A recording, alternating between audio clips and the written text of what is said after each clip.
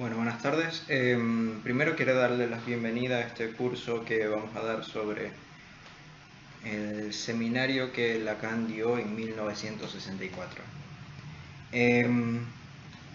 Como les comenté, vamos a comentar las primeras 6 clases y tenemos 2 encuentros. Entonces lo lógico, digamos que sería 2 encuentros por cada una de las sesiones del seminario de Lacan. Sin embargo, este primero no tiene como demasiado sobre el tema en el cual quiero enfocar el seminario, que es más que todo sobre el inconsciente y la repetición, leído a partir del significante. Si leyeron esta primera clase, es decir, la clase del 15 de enero de 1964, van a ver que Lacan termina de alguna manera u otra diciendo que esta es la clave con la cual él va a releer esos conceptos freudianos que son el inconsciente y la repetición. Entonces esta primera clase es más como un preámbulo, digamos, y tiene unos temas políticos con los que no me quiero meter, me parece que no vienen demasiado al caso, así que la idea es que en esta primera clase de nosotros demos la primera clase del seminario de Lacan.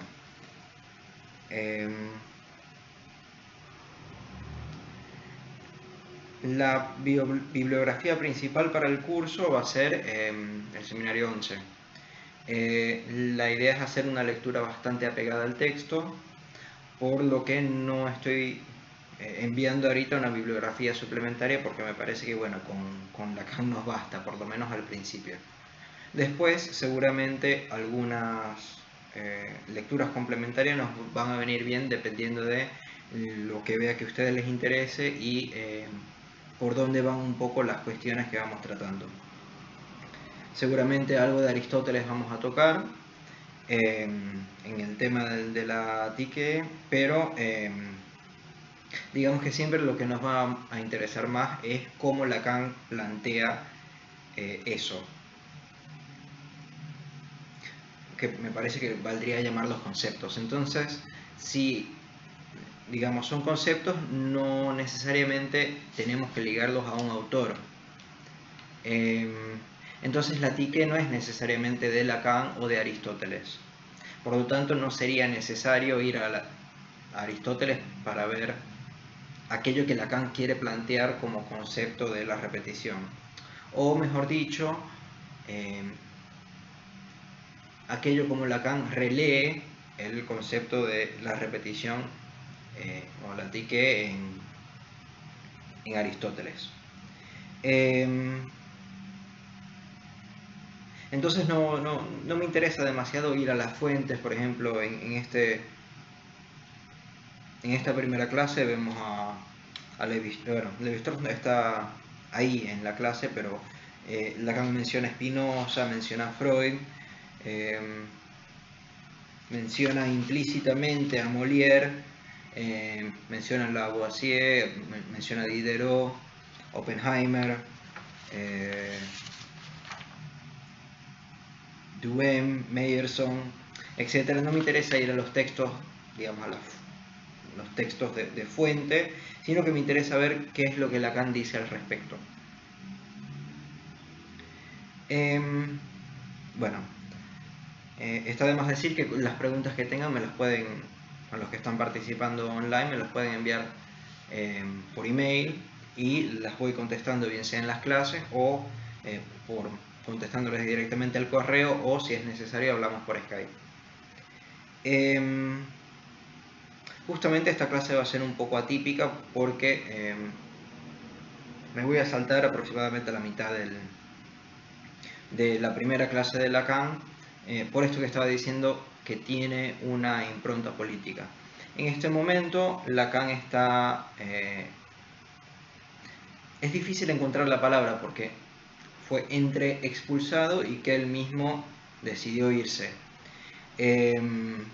Había una división en la escuela de psicoanálisis francesa en ese momento y Lacan termina estando por fuera. Él ya llevaba, creo que son más de 10, son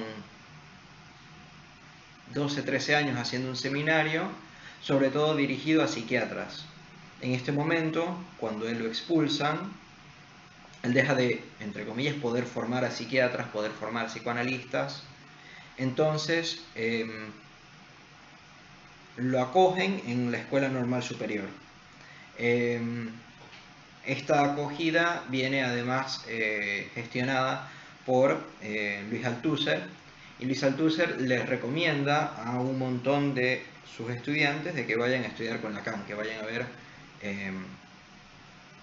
qué está diciendo Lacan. Sobre todo le encomienda el estudio de Lacan a Jacques Alain Miller, que creo que para este momento tiene como 21, 22 años, que atiende asiste a esta primera clase. Miller es filósofo y entonces, porque en realidad la mayoría de la audiencia de esta sala donde va a estar ahora en la Escuela Normal Superior, es en la sala de Usan, la mayoría de esa audiencia son filósofos. Entonces, acá deja de hablarle a los psiquiatras, que se supone que tienen cierto conocimiento sobre Freud y sobre lo que pasa en una clínica, y empieza a hablarle a filósofos. Su audiencia se empieza en realidad a expandir, porque no es nada más filósofo, sino que bueno, va a llegar a momentos donde hay miles de personas ahí escuchando a Lacan. Entonces en este primer momento él está como, lo echaron, por decirlo de alguna manera, o de alguna manera u otra se fue de este lugar donde estaba antes, y se puede ver cómo acá Lacan está intentando, digamos, manejar eso, o darse un lugar de ahí, o hablar sobre eso. Ven que se autodenomina un refugiado, dice que él fue negociado como si fuera un objeto, y capaz lo que ha pasado más a la historia, que fue excomulgado. Que vamos a ver que es algo interesante, quizás ahora no tenga demasiado sentido, pero igual lo voy a comentar. Vamos a ver que cada vez que hay algo, digamos, de lo eterno, o de lo incambiable, o de lo estable, es decir, aquello que pudiera ser idéntico a sí mismo, Lacan lo intenta de alguna manera u otra desechar. Adelanto un poco, digamos que la definición canónica del significante es que no se puede significar a sí mismo. Es decir, que ni ahí hay una reflexividad, digamos, como algo que da un alrededor y se centra sobre sí mismo. Esto vamos a ver que constantemente Lacan lo desecha, es decir, no se trata de algo estable, sustancial, inmodificado, etc., sino que se trata justamente del opuesto, de aquello vacío, inestable, inconstante, cambiable por el tiempo, etc. Mientras que justamente la excomunión mayor que le hacen a Lacan es decir que su enseñanza no puede ser parte de la enseñanza de un psicoanalista, de la formación de un psicoanalista, ni podrá serlo en alguna vez. Es decir, no es nada más que ahora quedas fuera, sino que estás afuera por siempre. Entonces esto es algo con una temporalidad bien definida, digamos. La temporalidad que a veces también se le da a los criminales, por ejemplo, que se dice, esa persona es un antisocial, entonces necesita siempre estar detrás de la cárcel para que no presente un problema para la sociedad. O lo mismo con los locos, se pudiera decir. Es decir, que fuera algo del ser, es decir, hay algo malo, dañado en el ser de Lacan, que hace que él no esté apto para dar enseñanzas que pudieran llegar a formar a un psicoanalista, digamos. Entonces, en realidad lo que me interesa de las primeras páginas, digamos, casi hasta la sección 2, ven que estas diferentes clases están divididas en normalmente 3 o 4 secciones. Básicamente lo que quiero decir sobre la introducción y la sección 1 es que, bueno, Lacan fue echado o se echó a sí mismo de la escuela psicoanalítica donde estaba anteriormente y ahora está empezando de nuevo, tiene una nueva audiencia, que es justamente la razón por la cual me parece que este es un seminario que va a ser bastante introductorio a una lectura seria de Lacan, porque normalmente se hace una lectura que yo digo que es poco seria y voy a justificar por qué, de Lacan. Digo que es poco seria justamente porque no se lee verdaderamente ni se hacen las conexiones necesarias para poder entender qué es lo que está presentando Lacan. Si han leído van a ver que no habla de la manera más fácil posible y aún así les diría que es una de las clases más fáciles que van a encontrar en la obra de Lacan. Sin embargo, me parece que sí se puede seguir si uno va abstrayendo de qué es lo que Lacan está hablando, cosa que no siempre dice.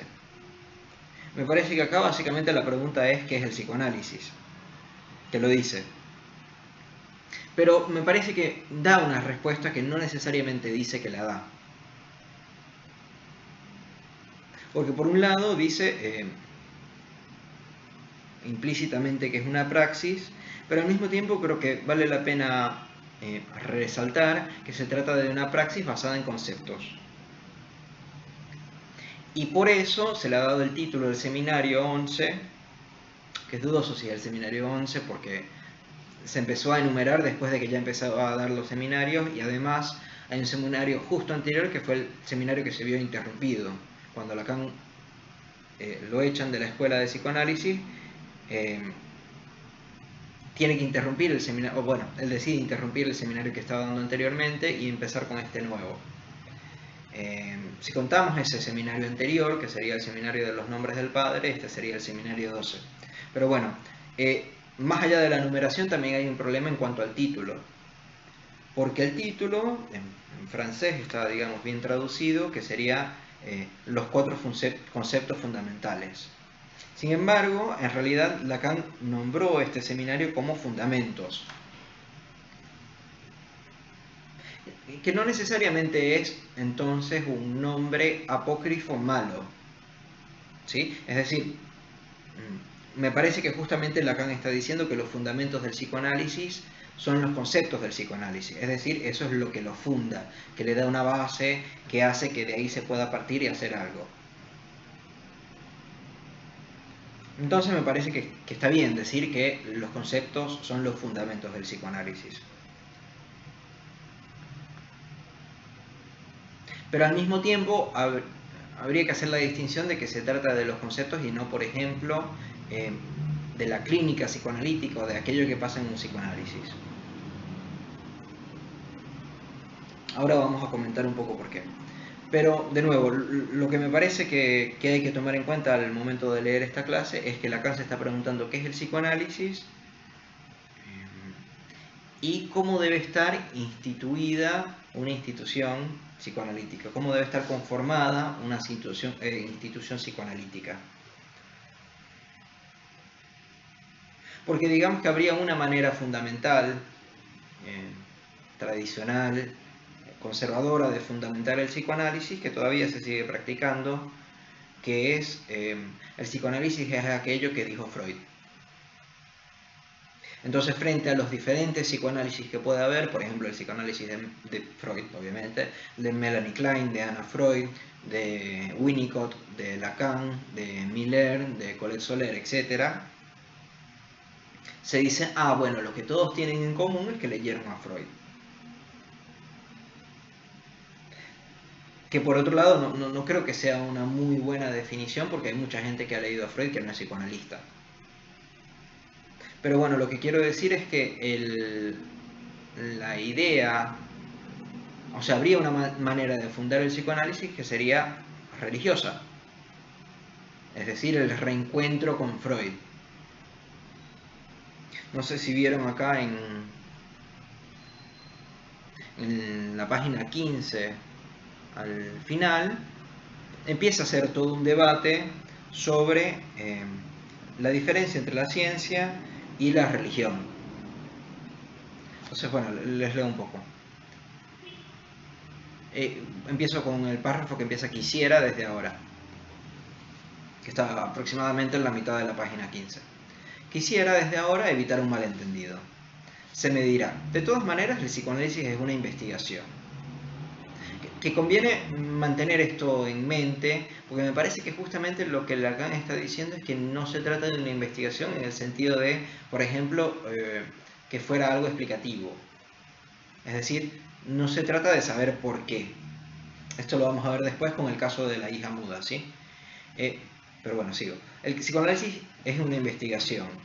Pues bien, permítaseme enunciar, incluso para los poderes públicos, para quienes este término de investigación desde hace algún tiempo parece servir de chivolet, de pretexto para unas cuantas cosas, que no me fío de dicho término. Es decir, Lacan no se fía de que el psicoanálisis sea una investigación. En lo que a mí me respecta, nunca me he considerado un investigador. Como dijo una vez Picasso, para gran escándalo de quienes lo rodeaban, no busco encuentro. Es decir, Lacan lo que está planteando es que no se trata de una búsqueda para ver algo, digamos, oculto, se pudiera decir.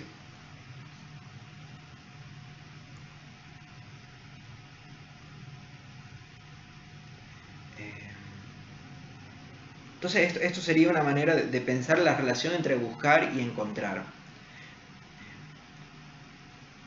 Que si lo pensamos como si fuera una serie o una película de detectives, el detective está buscando a la persona culpable y se acaba cuando se encuentra. Sin embargo, Lacan propone que no es esto de lo que se trata, por lo menos no en el psicoanálisis. Sigo un poquito. Por lo demás, en el campo de la investigación llamada científica hay dos dominios perfectamente deslindables. El dominio donde se busca y el dominio donde se encuentra. Esto justamente porque en lo que Lacan llama ciencia, que me parece que conviene precisar como ciencia clásica, es decir, hasta Einstein más o menos, es que hay por un lado un sujeto y por el otro lado un objeto. Un sujeto donde está el pensamiento, la posibilidad de conocer, la mente, la observación, y un objeto inerte, digamos un objeto muerto, que es justamente aquello que el sujeto va a poder conocer, investigar, precisar, etc. Lacan está diciendo que en el campo de la investigación llamada científica están estos dos dominios. Está por un lado lo que se busca, dónde se busca, que sería en ese objeto, y dónde se encuentra. Es decir, nosotros a través de nuestra mente encontramos en la tierra, el objeto, en la naturaleza, algo, por ejemplo, unas leyes de funcionamiento. Él sigue, es curioso que ello corresponde a una frontera bastante definida en lo que respecta a lo que puede calificarse de ciencia. Asimismo, hay sin duda alguna afinidad entre la investigación que busca y el registro religioso. Es decir, en la religión no se trata de la investigación. Se suele decir, no me buscarías si no me hubieras encontrado ya. Es decir, el encontrado ya está siempre detrás, pero marcado por algo que es del orden del olvido. ¿No se abre entonces aquí una investigación complaciente e indefinida? Es decir, que hay dos maneras de lo que sería la relación entre buscar y encontrar. En una, buscaríamos para encontrar, que según Lacan sería la investigación científica. Me parece que vale la pena enfatizar que es científica clásica, es decir, hasta Einstein. No es la investigación donde el observador está inmiscuido dentro del objeto que está investigando, no es esa, sino es la anterior, donde aquello investigado está ahí inerte.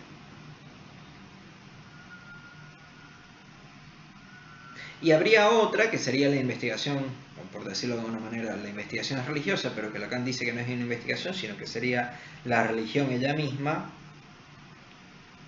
que sería más bien encontrar luego perder y luego buscar, olvidando que se había encontrado antes. Es decir, estábamos en comunión con Dios, hubo el pecado original de Adán y Eva que se comieron la supuesta manzana, y luego hay una búsqueda constante de poder entrar de nuevo en la gracia de Dios.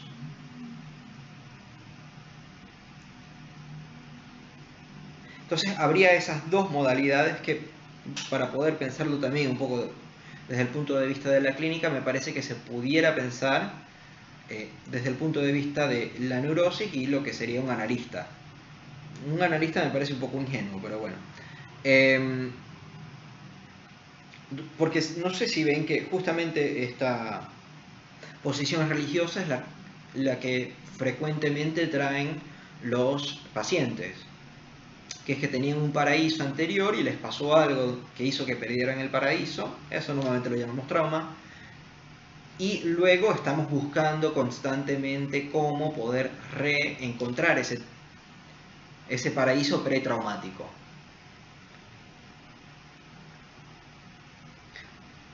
Desde que mi padre se murió, yo no he podido estar con una mujer sexualmente.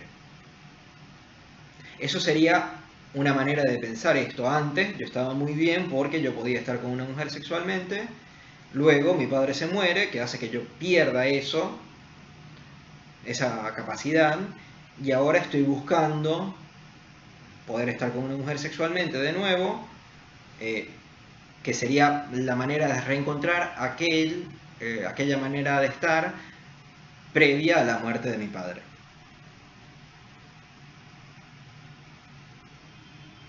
En general es así más o menos como se presenta la neurosis, y en realidad en la mayoría de los pacientes, diría. Es decir, intentando de alguna manera u otra restablecer aquello perdido, aquello que se había disfrutado y luego perdido.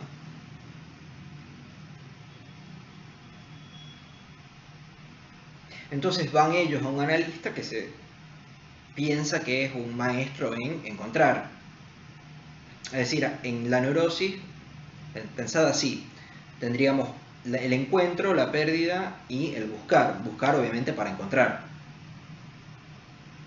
Entonces, si pensamos al analista como alguien que por lo menos se piensa que hace esto, no estoy seguro que haga eso, pero se piensa que busca para encontrar, justamente se ve cómo hay esta dinámica entre el analista y el neurótico a partir del buscar y el encontrar.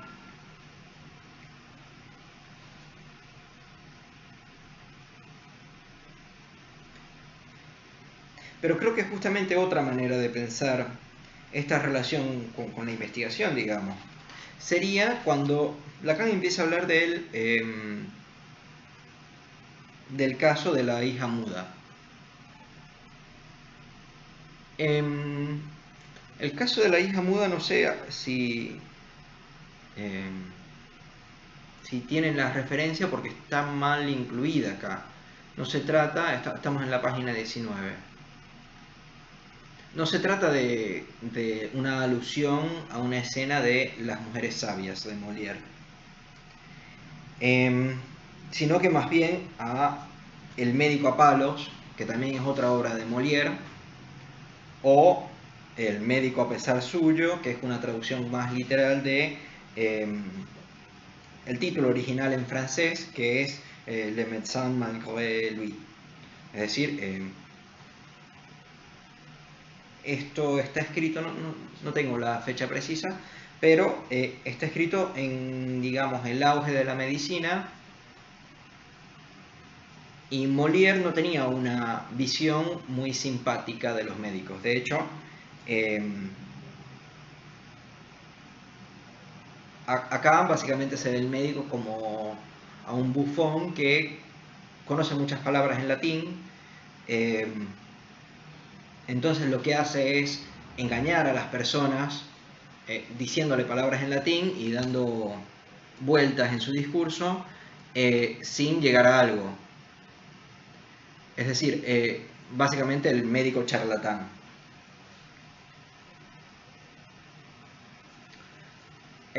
Acá lo que Lacan está diciendo: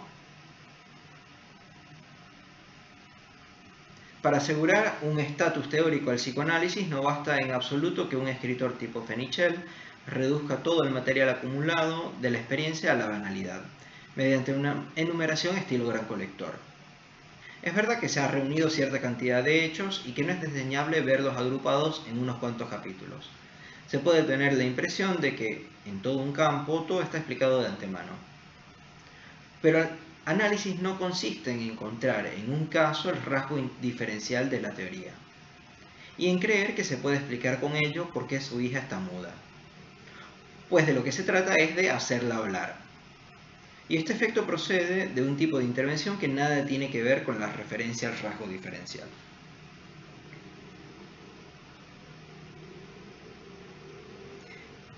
Si están al tanto de cómo se maneja el psicoanálisis actualmente, esto debe darle más o menos una cachetada, porque justamente no plantea aquello completamente en contra de cómo se plantea el psicoanálisis actualmente.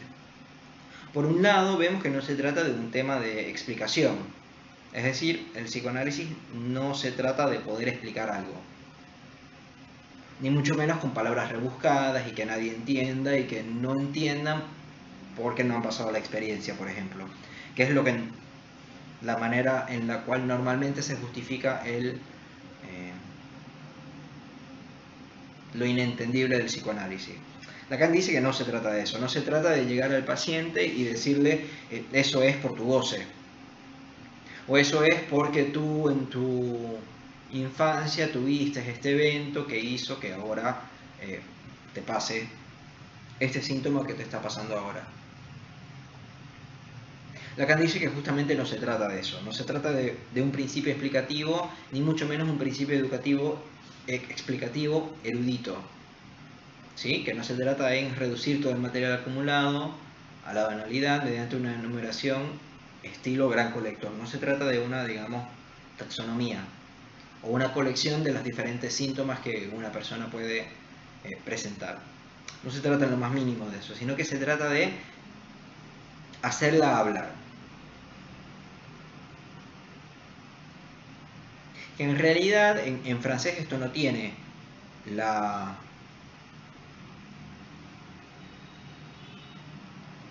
diferenciación de si es hombre o si es mujer, o sea, no tiene hacerla hablar, sino que se dice hacer hablar.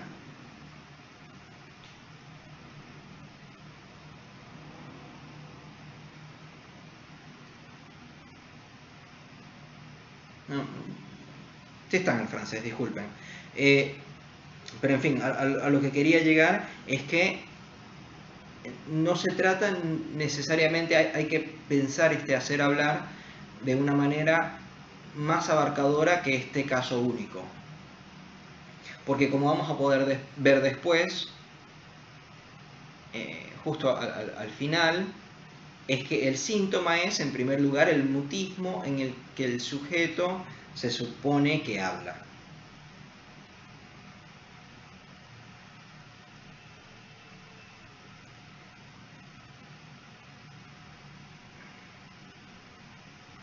Que entonces esto tiene otro costado, entonces, que es que no necesariamente se trata de que la persona, la hija en este caso, no esté hablando, sino que se pudiera tratar de que una instancia más allá, el inconsciente, no sé si más allá, otra instancia, se pudiera suponer que habla. Es decir, por ejemplo, esa pierna que tú tienes paralizada, ¿qué quiere decir? O sea, ¿qué quiere decir esa parálisis?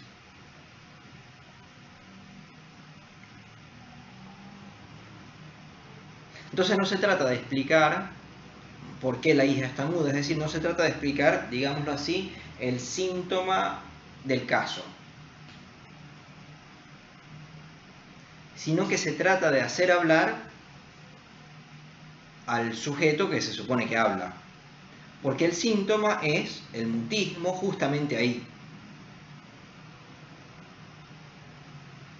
Es decir, que Eso sería, digamos, una primera definición de síntoma. Y justo, o sea, antes, Lacan dice, el análisis consiste justamente en hacerla hablar. Que me parece que hay que poder leer, no nada más en hay que quitarle este síntoma que tiene, que es que no puede hablar, sino que hay que poner a ese sujeto supuesto a hablar, a hablar. Esto lo voy a ir desglosando un poco más, pero quiero que quede claro, o sea, cómo está presentándolo Lacan. Que está diciendo, bueno, tenemos este caso donde la hija no habla y hay que hacerla hablar. Pero ojo, que no se trata nada más de este caso, no está hablando nada más de aquellos casos donde hay un mutismo, no se trata de eso. Se trata de que todos los casos psicoanalíticos tienen un mutismo. Es decir, que el primer paso, etapa, movimiento, intervención psicoanalítico o psicoanalítica es justamente hacer que el sujeto que se supone que hable, hable, es decir, quitarle el mutismo. Se trata de hacer hablar al sujeto supuesto.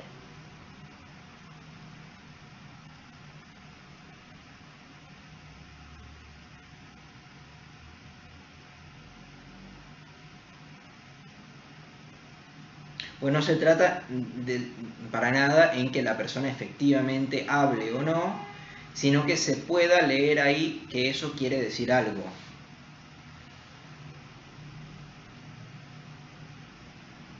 Hay un caso de Freud donde la paciente tiene la pierna paralizada y cuando Freud le dice, eso es porque tú no puedes ir adelante con tus designios, tú no puedes marchar adelante con tus designios, el síntoma del caso, o sea, el no poder caminar, se levanta. Es decir, que la persona puede caminar otra vez. Creo que este sería otro caso, por ejemplo, donde el psicoanálisis justamente se trataría de hacer hablar. Pero ven que uno, no es el paciente el que habla. Eso no lo dijo el paciente, lo dijo Freud. Y dos, no se trata de que obviamente la pierna empiece a hablar. ¿Sí? O sea, no es que le salió una boca a la pierna y efectivamente enunció esas palabras. Sino que se trató de una lectura sobre la pierna donde se supone que la pierna dice algo. Esto sería entonces levantar el mutismo de la pierna.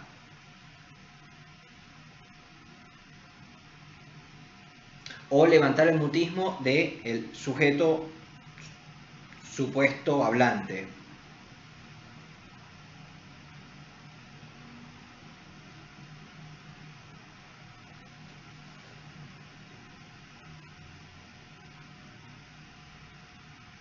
Leo esto de nuevo para irlo comentando mientras ahora con para ver si tiene un poco más de sentido ahora con esto que acabo de decir. Para asegurar un estatus teórico al psicoanálisis, no basta en absoluto que un escritor tipo Fenichel reduzca todo el material acumulado de la experiencia a la banalidad mediante una enumeración estilo gran colector.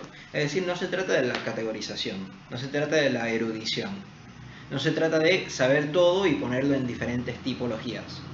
Es verdad que se han reunido cierta cantidad de hechos y que no es desdeñable verlos agrupados en unos cuantos capítulos. Es decir, puede tener cierto interés poder ver cómo esto funciona, o poder ver los diferentes síntomas, poder ver para qué funciona el psicoanálisis. Se puede tener la impresión de que en todo un campo todo está explicado de antemano. Es decir, el problema que tenemos con esto es que pareciera que fuera explicativo, cuando en realidad lo que hace es velar la falta de explicación que tiene justamente esta categorización. Pero el análisis no consiste en encontrar en un caso el rasgo diferencial de la teoría. Es decir, no se trata de ver, como se llamaría actualmente, el goce singular. No se trata de ver qué es lo que diferencia a esa persona del resto del mundo. Y no se trata ni siquiera, incluso para ser un poco más abarcador, no se trata de plantear que hay una singularidad, es decir, que cada caso tiene algo completamente diferente y que así se explica todo lo que le pasa al caso.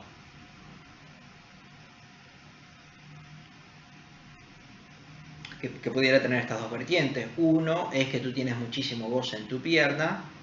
Sí, imagínense que Freud le hubiera dicho eso a su paciente. No, lo que pasa es que tú tienes mucho goce en tu pierna. Sí, y que es justamente algo que pasa también en El médico a palos de Molière, en esta obra de teatro a la que está haciendo referencia Lacan, que es que el médico da una respuesta sobre la etiología del padecimiento del mutismo y obviamente eso no cambia nada, no hace que la hija empiece a hablar. Entonces imagínense que Freud le hubiera, sí, tú tienes mucho goce en la pierna, sí, doctor, y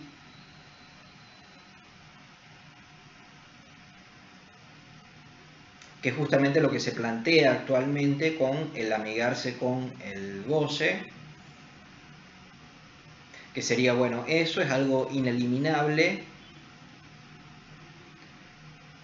que habría que saber hacer con eso. Cuando me parece que justamente lo que Lacan está planteando es que no, es que se puede hacer hablar a ese goce. Y si se hace hablar, se puede equivocar, digamos, es decir, pensar que está diciendo una cosa cuando está diciendo otra. O pensar que hay más de un sentido en lo que está diciendo.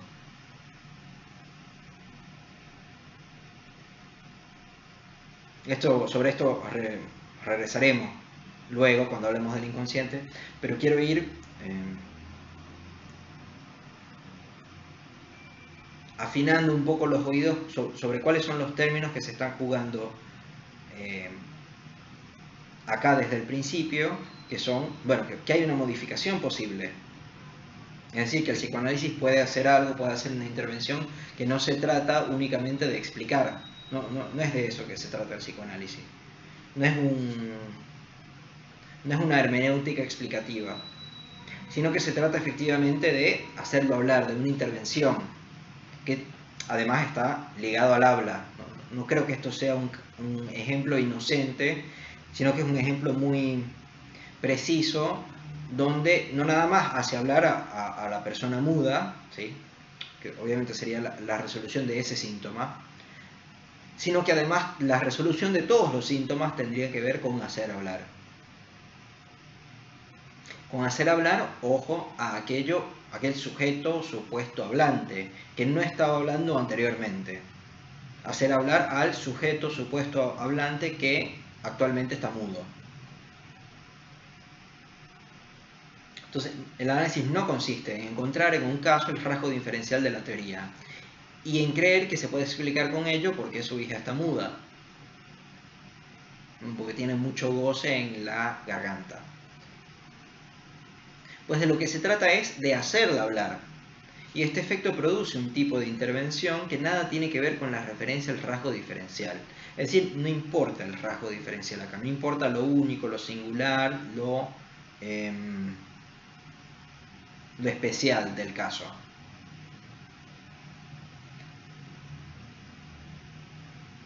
Sino que la intervención que se hace es, digamos, casi universal, que sería la intervención hacer hablar al sujeto supuesto hablante que ahora está mudo. El análisis consiste justamente en hacerla hablar, de modo que pudiera decirse que queda resumido en último término en la remisión del mutismo, lo cual se llamó durante un tiempo análisis de las resistencias. El síntoma es, en primer lugar, el mutismo en el sujeto que se supone que habla. Si habla, se curó de su mutismo, por supuesto, pero ello no nos dice para nada por qué se puso a hablar. Nos designa solamente un rasgo diferencial que, en el caso de la hija muda, es, como era de esperarse, el de la histérica. Es decir, podemos diagnosticar, esto está muy interesante también, porque podemos diagnosticar histeria a partir del siguiente rasgo diferencial,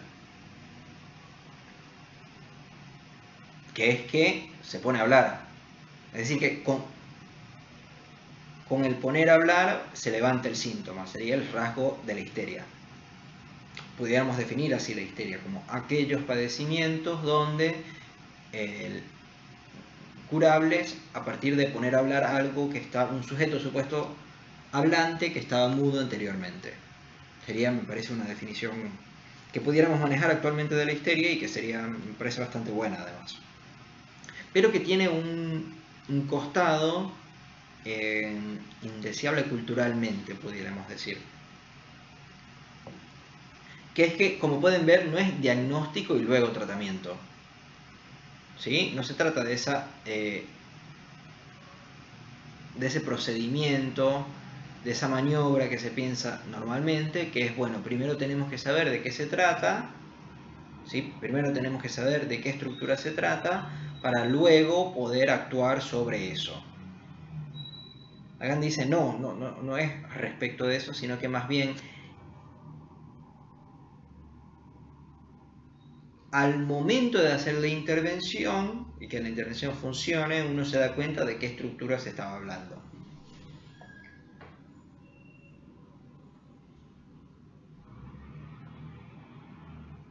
Esto también lo podemos ver con la intervención en tanto corte. Imagínense que ustedes tienen una tira larguísima de papel, ¿sí? O sea, como esto, pero larguísimo, hacia allá y hacia allá. Y lo atan, es decir, es un círculo. Y empiezan a cortar, ¿sí?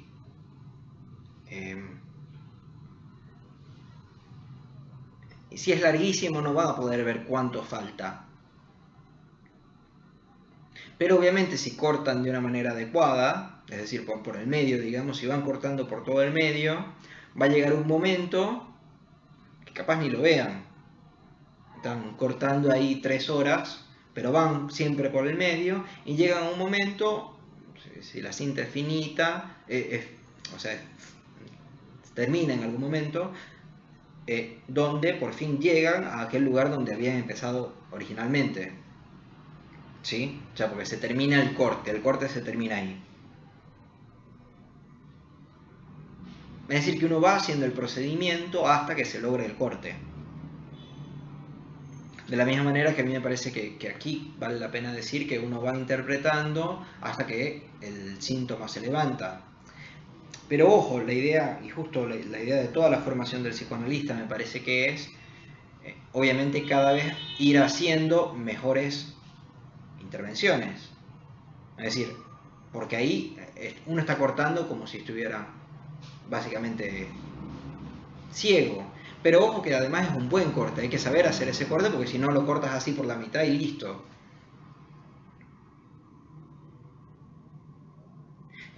La intervención psicoanalítica me parece que puede ser cualquiera, pero la formación del analista es poder saber cuáles son más probables. Si bien cualquier día del año puede nevar, si a ti te piden que des un día que va a nevar y te van a dar, no sé, $1.000.000 y ese día cae nieve, obviamente vas a decir un día, si estás en el hemisferio norte, en enero, por ejemplo. No, cuando estamos en invierno, no lo vas a decir en agosto cuando estamos en pleno verano. Es decir, se trata de un juego de probabilidades donde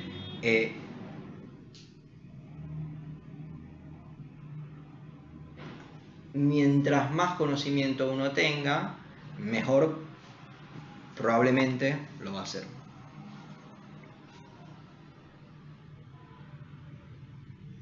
Y ven además cómo esto va en contra de toda una tendencia cultural que se piensa que uno tiene una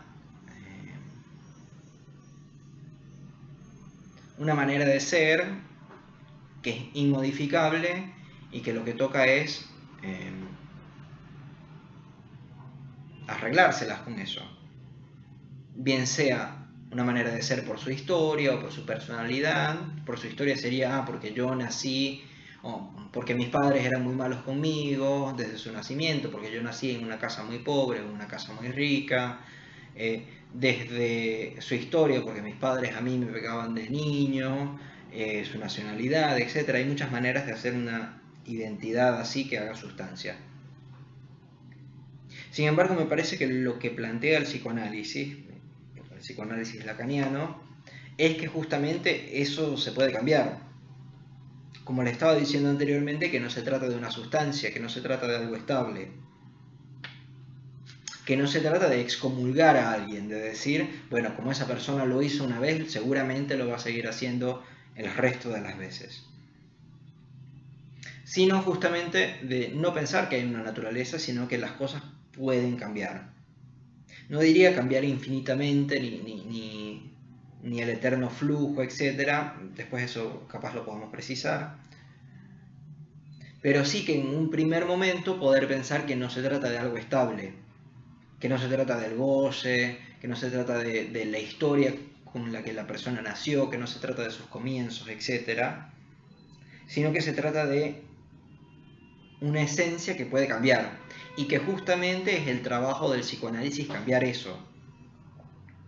Pero obviamente eso va en contra de toda la tradición que nosotros tenemos, que es justamente la razón por la cual yo diría que es tan difícil que el psicoanálisis entre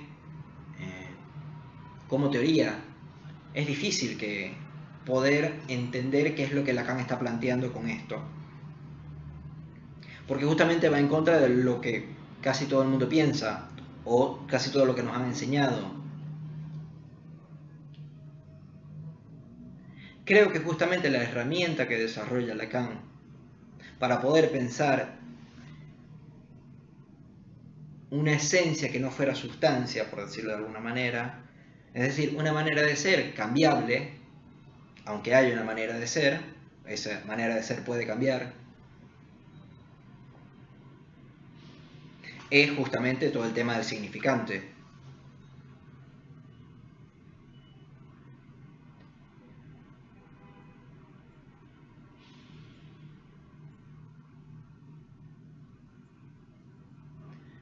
Al final del 20, de la página 20, podemos ver un poco esto.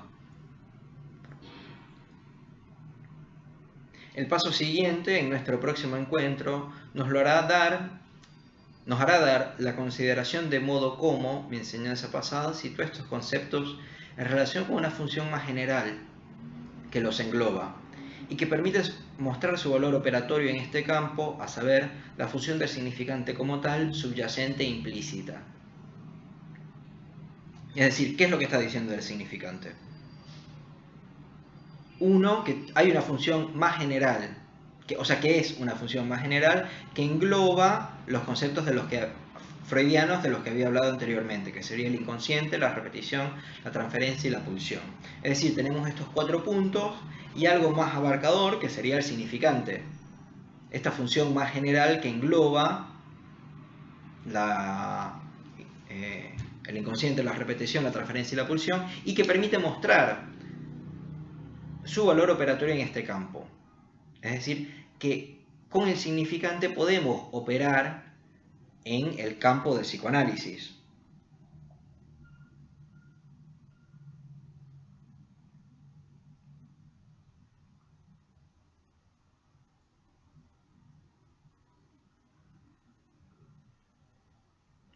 Porque justamente lo que Lacan plantea es que el psicoanálisis, digamos, tiene un campo. Tiene un campo relacionado con el deseo y con el lenguaje.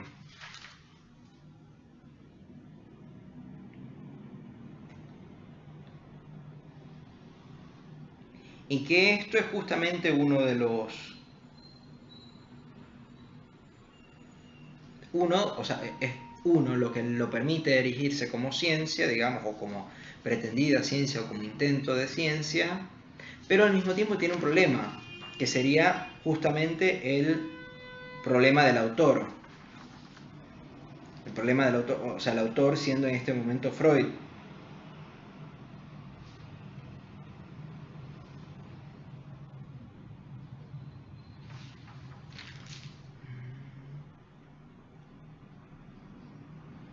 no encuentro donde Lacan dice que sería el deseo, el campo sería el deseo y sus relaciones con el lenguaje. Pero bueno, está por ahí, luego se las envío. Pero al mismo tiempo tenemos que pensar que si el campo del psicoanálisis es aquel donde el deseo está en relación con el lenguaje, aquel campo, por otro lado, que Freud inauguró, es decir, que Freud es el que se da cuenta que el lenguaje, que el deseo, el campo del deseo está tocado por el lenguaje. Si lo pensamos así, entonces hay el problema que Lacan comenta acá de justamente el deseo de Freud. Es decir, si Freud es el que inaugura este campo y a Freud nadie lo cuestiona porque se trata de algo incuestionable, como si fuera casi Dios y sus textos son la Biblia, entonces tenemos el problema del deseo de Freud. Es decir, es el mismo, o sea, el psicoanálisis mismo como disciplina que establece el campo como la manera según la cual el lenguaje toca el deseo, tenemos el problema que es que Freud también tenía su deseo. Y habría que ver cómo el deseo de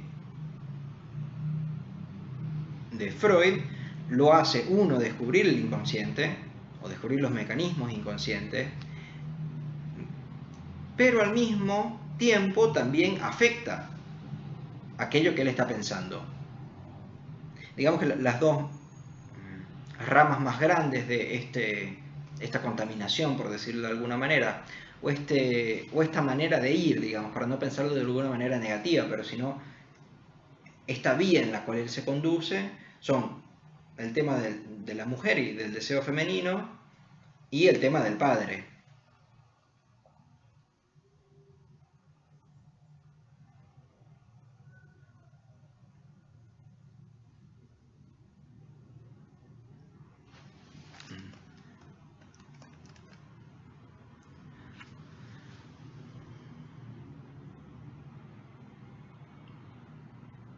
Entonces justo acá lo encontré, en la página 20, después de terminar de hablar, de la histeria, él dice, en efecto, Lacan dice, en efecto, el rasgo diferencial de la histérica es precisamente ese. En el movimiento mismo de hablar, la histérica constituye su deseo. De modo que no debe sorprender que Freud haya entrado por esa puerta, en lo que en realidad eran las relaciones del deseo con el lenguaje, y que haya descubierto los mecanismos del inconsciente. Es decir, la histeria la tenemos que poder pensar como ahí donde el deseo se construye hablando.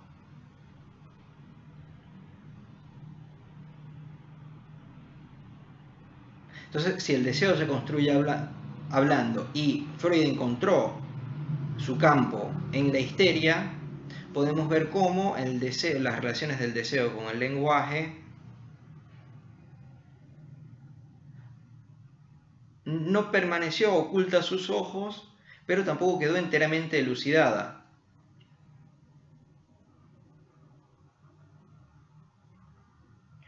Y si saltamos un poco, vemos que justamente el verdadero no es quizás más que este.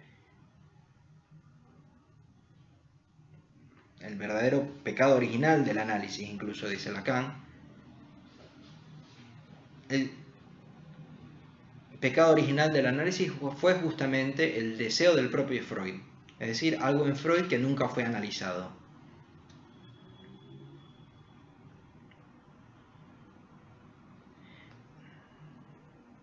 Y ahí entonces entramos a un problema, que es el problema que me parece que al cual hemos estado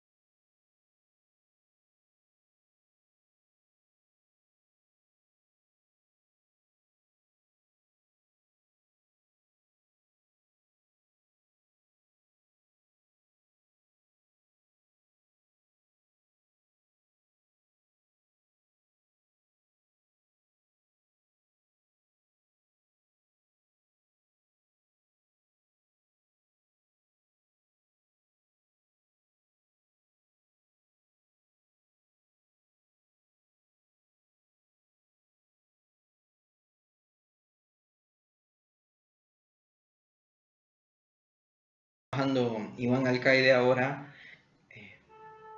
que lo traumático en los tiempos de Freud fuera la sexualidad. Saben que Freud tiene todo el tiempo que el problema que había era el problema de la sexualidad.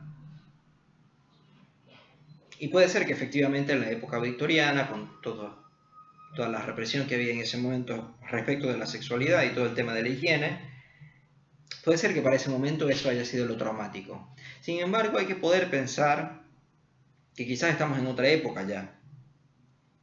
Y entonces, ¿cómo actualizar el psicoanálisis? Habría una manera que sería actualizarla regresando hasta antes de Freud, que es lo que plantea Lacan básicamente que se está haciendo en el psicoanálisis contemporáneo. Es decir, regresar a aquello explicativo a partir del rasgo diferencial.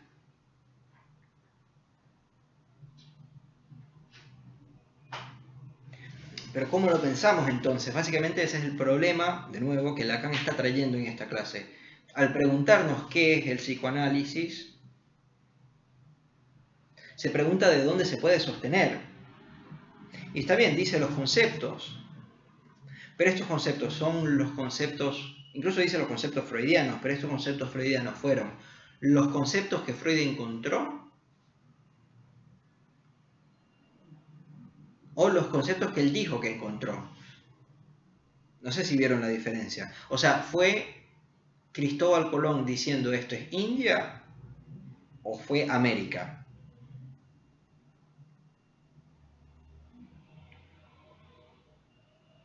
Aquí lo había puesto de una manera, digamos, un poco poética, que sería, los conceptos son temporales, es decir, los conceptos pueden cambiar. Y creo que Lacan responde afirmativamente a esto. Es decir, Lacan dice, sí, los conceptos pueden cambiar. Lo que no cambia es que partamos de esos conceptos.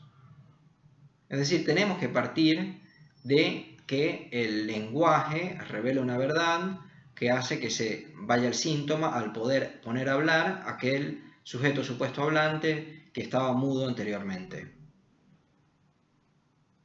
Es decir, si no partimos de eso, si pensamos que no se trata del habla, si pensamos que no se trata del significante, como vamos a ver en la próxima clase, no es la experiencia freudiana, no es el psicoanálisis.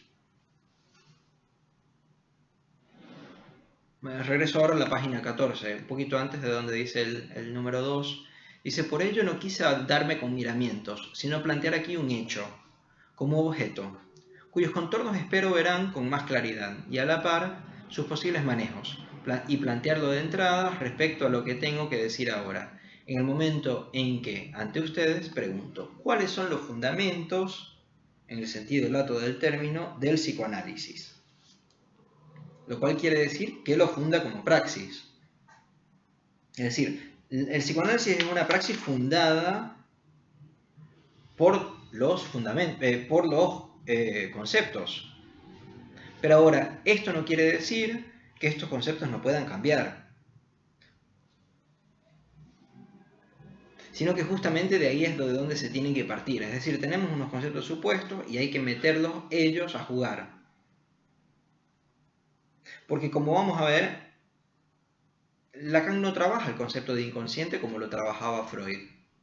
O mejor dicho, como decía Freud que él mismo lo trabajaba. Sino que a partir de este concepto más general que Lacan propone como el significante, justamente hace que Freud muestra cómo Freud hacía algo que él no sabía que estaba haciendo. Es decir, hace lo que pudiéramos llamar una intervención sobre Freud. O una praxis freudiana en el sentido de una praxis sobre el texto freudiano. Es decir, sobre el texto que Freud piensa. Acá Lacan sigue, ¿qué es una praxis? Me parece dudoso que este término pueda ser considerado impropio en lo que el psicoanálisis respecta.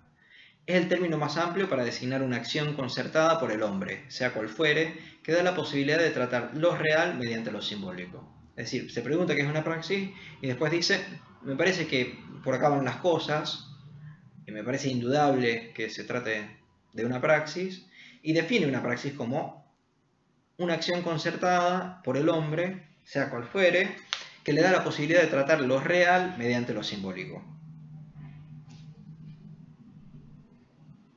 Y ojo que dice el hombre, sea cual fuere, es decir, no se trata por Freud, que da la posibilidad de tratar lo real mediante lo simbólico. Esto obviamente nos mete en un problema porque trabajar lo real y lo simbólico nos llevaría a un curso completo.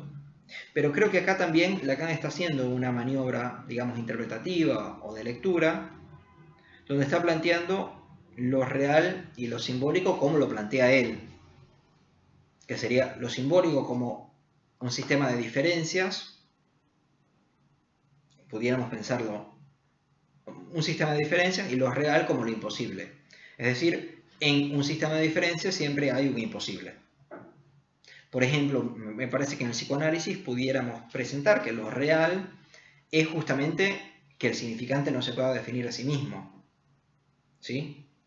Es decir, el significante, si lo definimos como aquello que no se puede, o sea, imposible, que es imposible que el significante se signifique a sí mismo, vemos cómo ya lo real está en la definición del significante.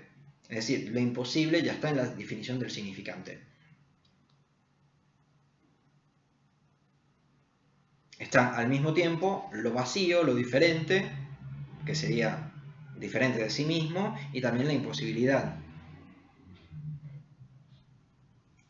Me parece que así habría que leer lo real mediante lo simbólico, no, por ejemplo, el cuerpo real mediante la palabra, porque eso de nuevo retoma una diferencia, el binarismo cartesiano, donde tenemos por un lado el res cogitans y por otro lado la res extensa. No se trata de mente-cuerpo, sino de justamente con el significante, de que en ese concepto ya está anudado lo significante, lo simbólico y lo imaginario, y lo real. Lacan dice incluso que se tope con algo más o menos de imaginario no tiene aquí más que un valor secundario.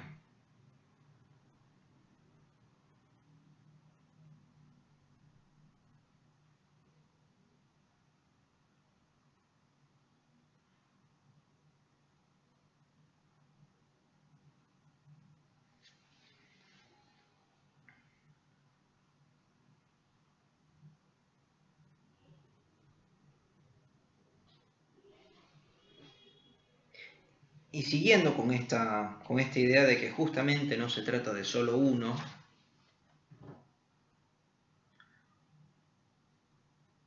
o sea, no se trata de un término central, estable, sustancial, único.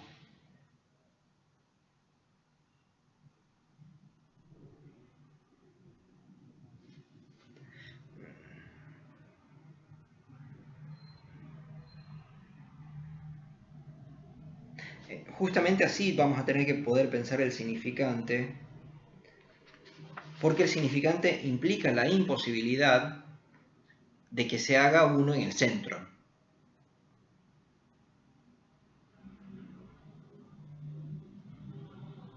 Es decir, no se forma, digamos, un sistema de mundo, o el mundo como algo unitario, como algo estable, una sustancia, esto que hemos estado hablando una y otra vez. Lo repito porque me parece de nuevo que es lo fundamental, es lo que está intentando introducir Lacan acá, frente, se debe recordar, a un auditorio de filósofos, quienes son justamente los que han estado buscando, mediante la metafísica, lo estable, el mundo, la cosmovisión, etc. Es decir, no creo que sea inocente esta reivindicación por parte de Lacan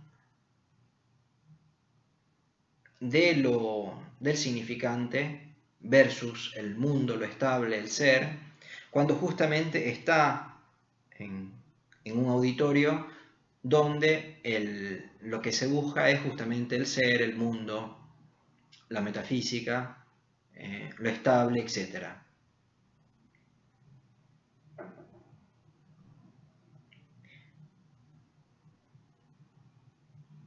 en la página 16 vemos, no retengo la exigencia de Duhem de que toda ciencia se refiera a un sistema unitario, llamado sistema de mundo, pues esta referencia es siempre, al fin y al cabo, más o menos idealista, ya que es referencia a la necesidad de identificación.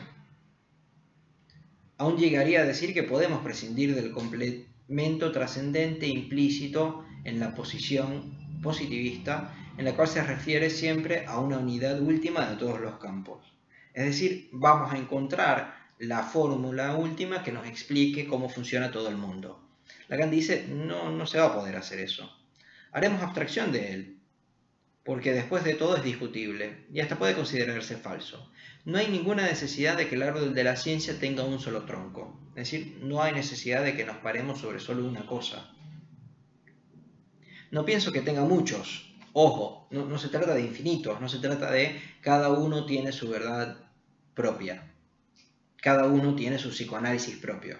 Bueno, Klein, Anna Freud, Winnicott, Lacan, Miller, tú y yo, todos somos psicoanalistas y bueno, cada uno tiene su psicoanálisis, no importa que sí sea contradictorio, porque hay más de una verdad.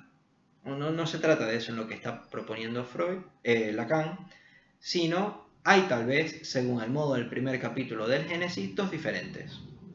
Y no es que dé mucha importancia a ese mito más o menos signado por el oscurantismo, pero ¿por qué no aspirar que el psicoanálisis nos ilumine al respecto?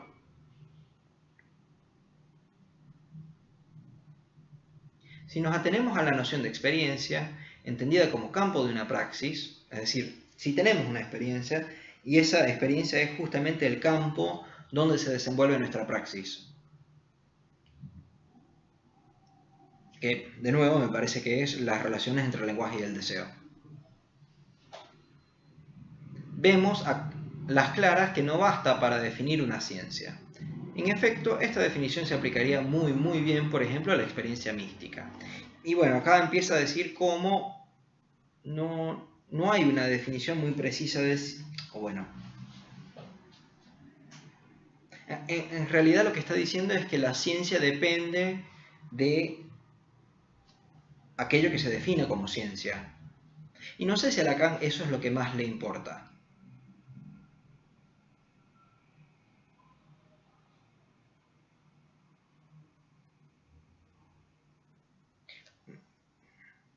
Creo que lo que le importa más que todo es ver cómo este campo fundado por Freud, donde están el lenguaje, el deseo, pulsión, inconsciente, transferencia, repetición, también el objeto A, que ocupa las clases del medio del seminario, que normalmente no se hablan al respecto, presencia del psicoanalista, etc.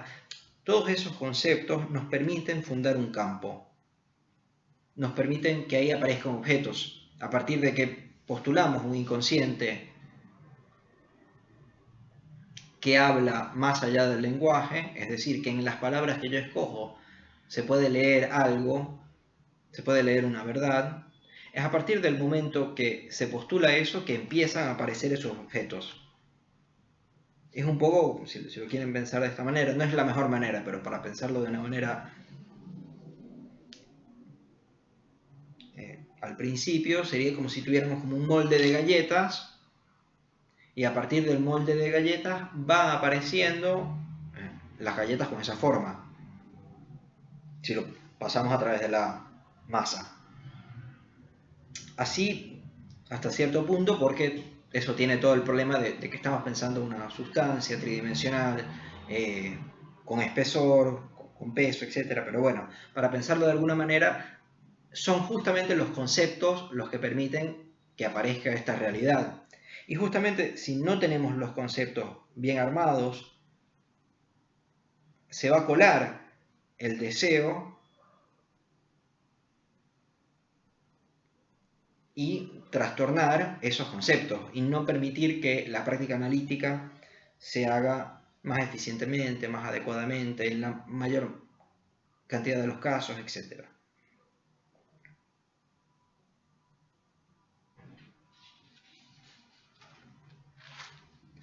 Entonces, bueno, esto es más o menos lo que les quería comentar hoy. Es la pregunta que que Lacan me parece que va a sostener en realidad en esta clase. No es una de las primeras clases de Lacan, no sé si saben, pero hay algunas clases de Lacan, de las primeras clases de los seminarios de Lacan, donde él plantea básicamente todo lo que va a decir en el seminario. Son unas clases hermosas. En esta me parece que no, me parece que primero está respondiendo a un tema político y luego está intentando pensar un poco todo este tema de qué es el psicoanálisis para poder ver si él es psicoanalista o no. Y me parece que lo que termina haciendo es, bueno, tenemos estos conceptos que nos dejó Freud, pero en los conceptos que nos dejó Freud tenemos un problema que es el mismo deseo de Freud. Y que él me parece que de alguna manera u otra va a intentar resolver. Es decir, esto es un problema que él va a tratar a partir de la introducción del significante como una herramienta que le va a permitir leer más generalmente los conceptos. Nosotros en este curso nos vamos a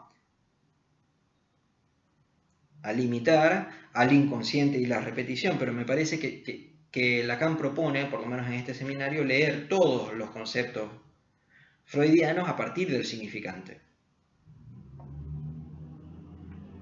Entonces lo que les propongo es que para la semana que viene lean la clase que viene, relean esta y lean la clase que viene, la del 22 de enero, buscando un poco, básicamente, primero, qué es un significante, y segundo, qué relación tiene el significante con el inconsciente, que es de lo que él va a empezar a trabajar ahora.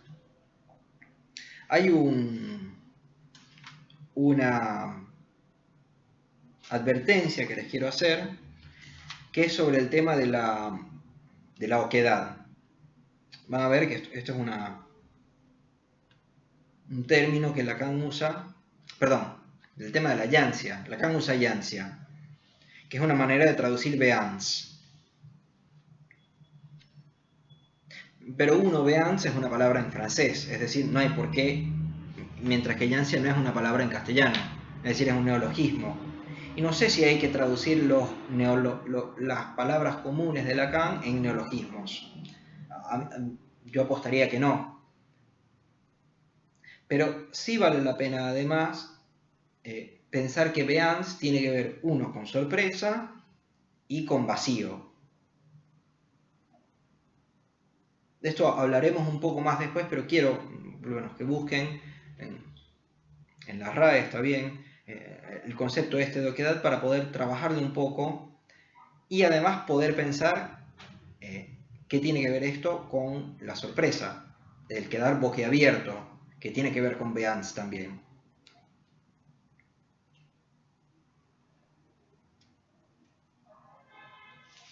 Y bueno, si llegan al final de la clase que viene, digamos, en la próxima clase de nosotros, sesión de nosotros, probablemente nos dedicamos a la primera mitad de la clase de Lacan, haciendo una lectura un poco más consecuente que la que hicimos hoy.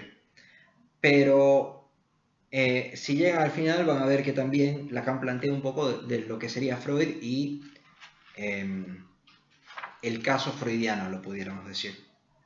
Pero bueno, la primera mitad, léanlo en son de significante, de deshacer el ser en la multiplicidad, etc. Y bueno, de nuevo, cualquier pregunta o comentario me lo envían por email, por favor.